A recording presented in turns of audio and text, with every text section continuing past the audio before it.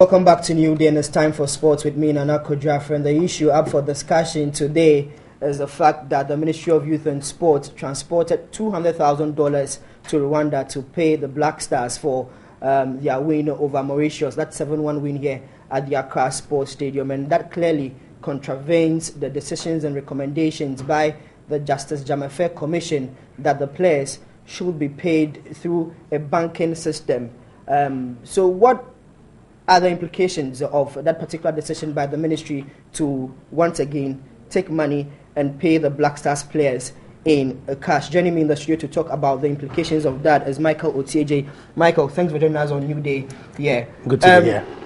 The first thing that came to mind is, what implications does this mean for the Justice Jamafe Commission after they clearly recommended that monies should be paid through a banking system and the practice must stop?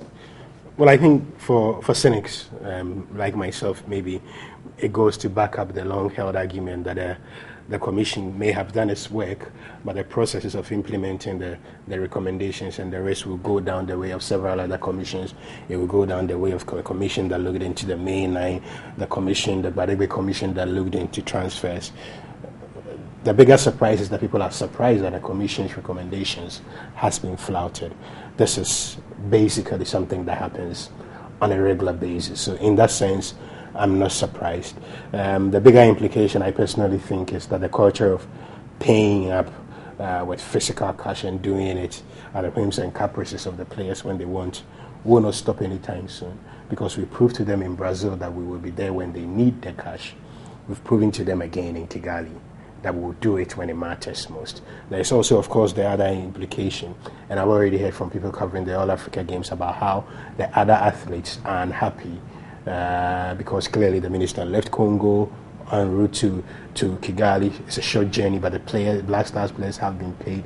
He may have had the money purposefully to pay the Black Stars players, but there are athletes in Congo who have not received every entitlements they are owed, and they're looking at this and thinking, if those of us involved in a multi-sport event at this stage can't figure out how we're going to be paid, and the minister is paying so much attention to the Black Stars in that particular moment, they would understand, they will know that the Black Stars is considered the creme de la creme of Ghana sports. But they also ask questions. Can't you pay a bit more attention to us in the period when we are having a tournament? And I think it will raise questions. The ministers will then have to build some of the bridges that would have been bent over the period. You spoke to the minister yesterday, wanting to clarify the situation. What was his answer? I made a phone call to him, and he simply said that he was sorry, he doesn't know anything about it, and I'm quoting him in that regard, and that is a subject he doesn't want to talk about. And then the phone call ended. It was pretty straightforward. Now I will let viewers draw their own conclusions from it. He doesn't know anything. I'm sorry, I don't know anything. But the minister was in Congo, and the minister was in Congo, and then he went to Rwanda, leaving the deputy minister. The money along. He's paid the players. He clearly does not want to talk about it, and I can understand why he would not. I think it's wishful thinking, though, to expect that this thing will go away. It won't. Now, I had conversations with some other journalists who suggested this was not a big deal. I think it's a big deal because I think that it consistently, now if you set up a commission and there's a public show and there's so much effort into it, I also think that leadership must ensure that you always don't do what players want, you do what's convenient for you. And I've been saying that me and you cannot insist that we are paid physical cash. Everybody is paid in a certain way. And if the practice continues, then it just gives a lot of people the impression that the cash system benefits people in a way that means that they are just unwilling to help it to change, because it should be fairly simple. If we had made accommodation to pay the players after the bonus, and the players deserve their bonus, yes, it could have been done through a simple system.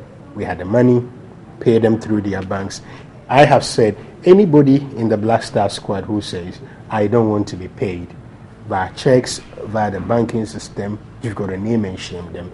Because not a single member of that Black Star squad can walk up to their clubs and say, I want my bonus in physical cash. Not at all. It is not done anywhere. And so, if we want a certain level of sanity in the structures of of the way we run football, in the financial management of it and everything, the ministry has got to make it a priority.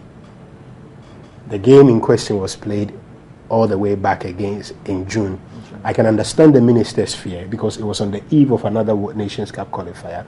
It's possible that the players would have said, why have you not paid us? And it had become a major source of agitation. But it doesn't justify going back to a practice that all of us agree was a major source of embarrassment. Because if I'm a player, my thinking now is simple. If we go to the Nations Cup in Gabon and my bonus has not come, if I push and I push and I push, my country will be there with the money. They were there in Brazil, they've been there in Kigali. There is nothing to suggest that it will not stop.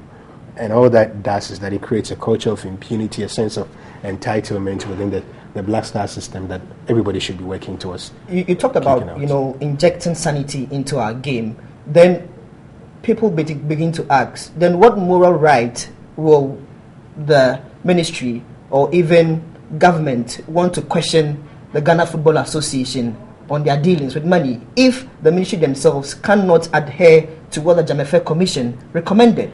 Well, as for you see, there's a simple saying: "He who pays the piper calls the tune." Yeah. Now, and it's fairly simple. If the ministry gives the GFA money, the ministry has got a right to be sure that it's used well. Even beyond that, if money comes through from FIFA, the ministry has the overriding sports authority in this country. Congo Brazzaville, clearly, most of the teams in there, the motivation is not there. Even when they hear of issues like this, they won't be motivated because the minister left there giving them hopes of doing so well. They should try, government will try and sort out stuff. Then he takes 200,000 to Kigali to give to the players. Up till now, we have not won a single medal, although the track and field events, most of them are yet to start, especially in athletics. But I don't think we expected to win much in swimming, badminton, which we've not done great in so far. There's volleyball, the men are doing pretty well. They stand a fairly good chance. The women's volleyball team has not done as well.